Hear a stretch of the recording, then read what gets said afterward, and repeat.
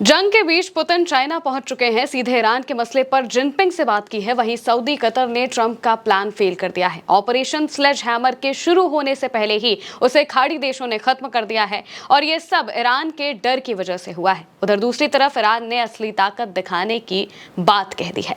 दोस्तों, सबसे पहले आपको खबरें बताते हैं। चीन और रूस अब एक साथ आ रहे हैं और चीन रूस के साथ ये ईरान का जो मसला है ये सबसे पहले उन्होंने आगे रखा है।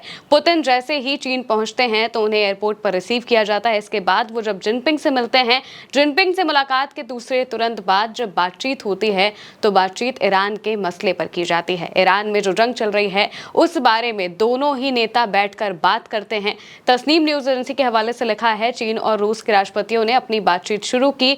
शी जिनपिंग ने कहा, ईरान के खिलाफ युद्ध रोका जाना चाहिए, बातचीत बहुत जरूरी है। पुतिन भी कहते हैं कि रूस और चीन के बीच संबंध वैश्विक स्थिरता को मजबूत करने में मदद करते हैं। यानी कि जहां पर रूस और चीन एक साथ आ रहे हैं अगर ईरान के मसले पर, तो ये मसला पूरी दुनिया देख रही है और ये चीज पूरे ग्लोबल वर्ल्ड में स्थिरता लाने के लिए जरूरी है और उसके लिए मदद भी कर रही है।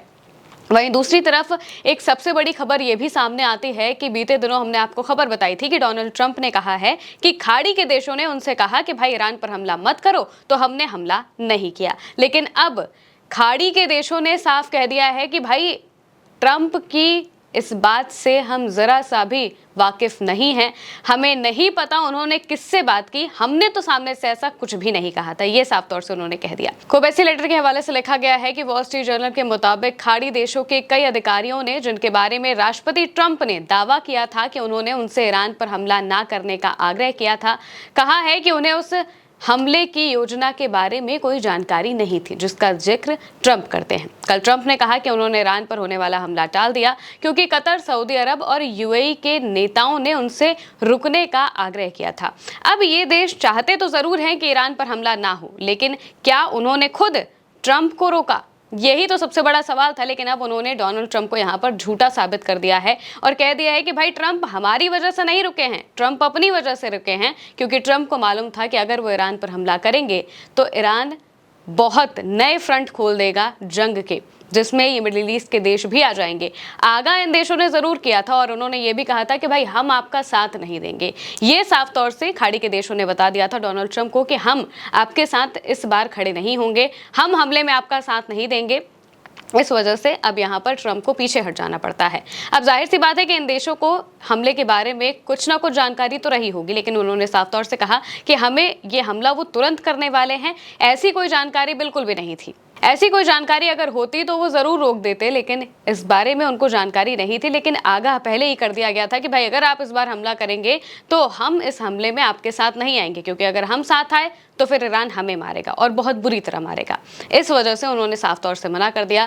फैक्ट्स के हवाले से लिखा गया है कि एनवाईटी के मुताबिक ट्रंप ने ईरान पर और हमले रोक दिए थे। उसकी एक वजह पेंटागन की ये चिंता थी कि तेहरान अमेरिकी हवाई ऑपरेशंस को ट्रैक करने में ज्यादा असरदार होता जा रहा है और अपनी हवाई सुरक्षा को भी बेहतर बना रहा है। यानी कि डोनाल्ड ट्रंप को ये मालूम पड़ गया था, पेंटागन की तरफ से ये जो चिंता जाहिर की गई कि तेहरान अमेरिकी हवाई ऑपरेशंस को ट्रैक कर रहा है और ऐसा ट्रैक कर रहा है कि वो बहुत ज़्यादा असरदार हो रहा है। इसी वजह से अब अपनी हवाई सुरक्षा को भी ईरान ने बेहतर कर दिया है, जिस वजह से अगर वो हमला करते भी तो भी ईरान खुद को तो बचाता ही, लेकिन अमेरिका के जहाज़ों को, जेट्स को भी टारगेट कर लेता और फिर जैसे कि 40 दिनों की जंग में देखा था, 40 से ज्यादा एयरक्राफ्ट गिर गए थे, यहाँ पर फिर एयरक्राफ्ट गिरते दिखाई दे जाते। इस वजह से पेंटागन ने ये जो बात है ये जाहिर की और तब डोनाल्ड ट्रंप ने अपना हमला रोक दिया।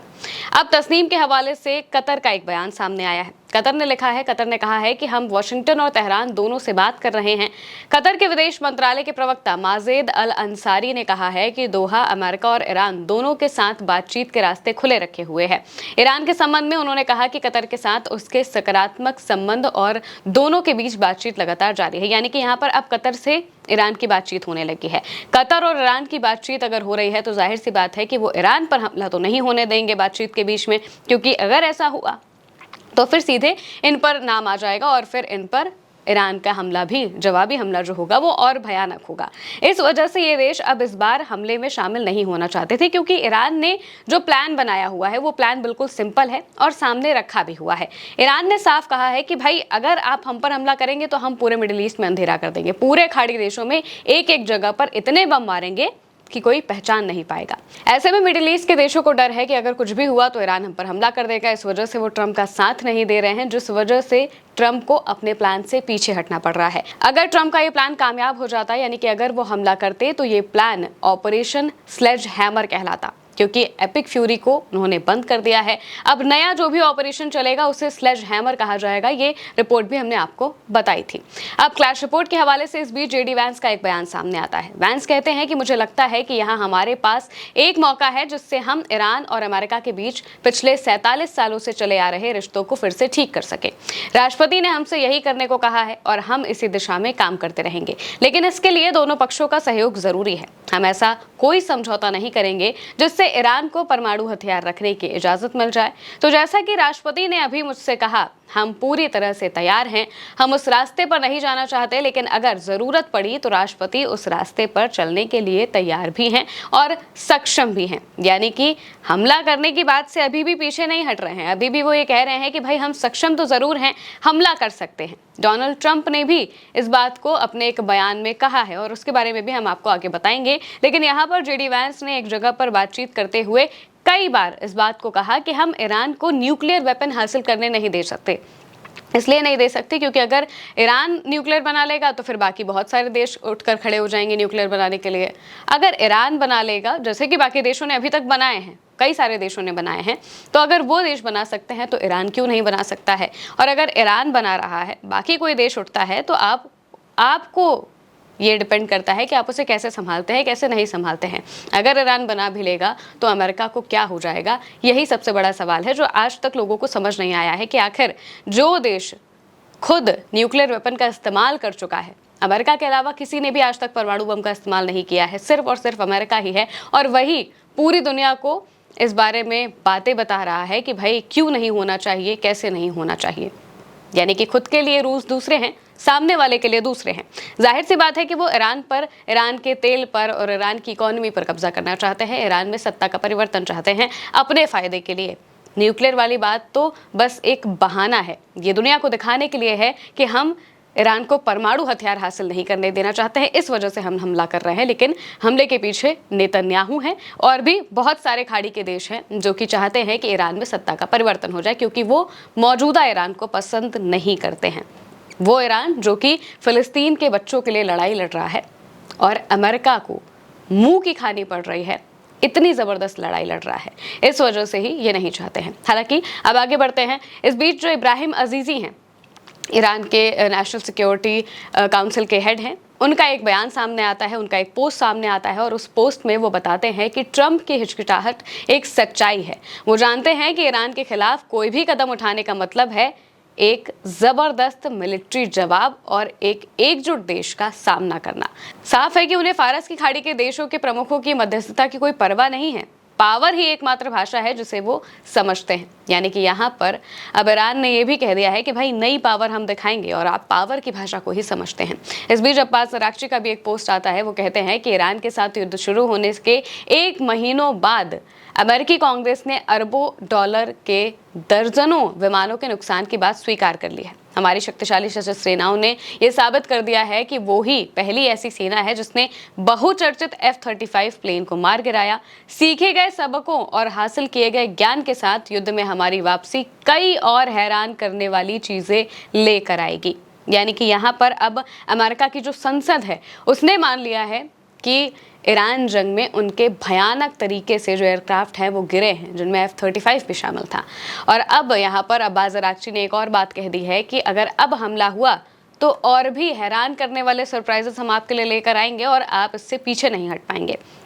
दूसरी तरफ डोनाल्ड ट्रंप फिर से क्योंकि उनका काम है धमकी देना, तो वो वापस से धमकी दे रहे हैं। क्लैश रिपोर्ट के हवाले से डोनाल्ड ट्रंप का बयान लिखा गया। कहा गया कि मध्यस्थों का कहना है कि अमेरिका और ईरान के बीच बातचीत में बहुत कम प्रगति हुई है और दोनों पक्ष अभी एक दूसरे से काफी दूर हैं। ईरान लगातार शत्रुता समाप्त करने, आर्थिक राहत और होर्मुज स्ट्रेट में भूमिका की मांग कर रहा है, जबकि अपने परमाणु कार्यक्रम को बंद करने या फिर निलंबित करने की अमेरिका की मुख्य मांगों को अस्वीकार कर रहा है। इसके बाद ट्रंप का बयान आता है। ट्रंप कहते हैं, हो सकता है कि हमें उन्हें एक और बड़ा झटका देना पड़े, अ बिग हिट। मुझे अभी पक्का नहीं है, आपको बहुत जल्द पता चल जाएगा। यानी कि यहाँ पर डोनाल्ड ट्रंप अब कह रहे हैं कि भाई हमला तो हम करेंगे अभी, क्योंकि खाड़ी के देश उनका साथ नहीं दे रहे हैं। कह रहे हैं कि भाई हम आपके साथ नहीं आ सकते। इस वजह से डोनाल्ड ट्रंप इस हमले से पीछे हट गए। लेकिन आखिर ये देश कब तक ट्रंप को रोक पाएंगे? और ट्रंप, जाहिर सी बात है कि भाई अमेरिका सुपर पावर है, इस बात से कोई दो राय नहीं है। तो अगर अमेरिका चाहे तो वो कभी भी हमला कर सकता है, लेकिन उसके लिए उसे एक फुल प्रूफ प्लान चाहिए जो कि ईरान को बकायदा हमला करने के बाद उसे रोक सके। लेकिन अगर अभी वो हमला करते हैं तो ईरान डबल तैयारी के साथ वहां पर मौजूद है और भयानक हमला कर देगा। इसलिए उनके पास हर एक चीज के लिए पहले प्लान होना चाहिए। जब तक ये प्लान नहीं होता तब तक ये टाइम बाय कर रहे हैं, धमकियां देकर और बार बार ये कहकर कि हमारी बातचीत भी हो रही है, ताकि दोनों तरफ की जो बात है वो होती रहे। लेकिन यहाँ पर अब खाड़ी के देशों ने ही ट्रंप को रोक दिया है। देखना होगा कि आखिर ये कब तक ट्रंप को रोक पाते हैं। फिलहाल के लिए मेरे यानी महिमा के साथ इस खबर में इतना ही। आप देखते रहिए उल्टा चश्मा यूसी।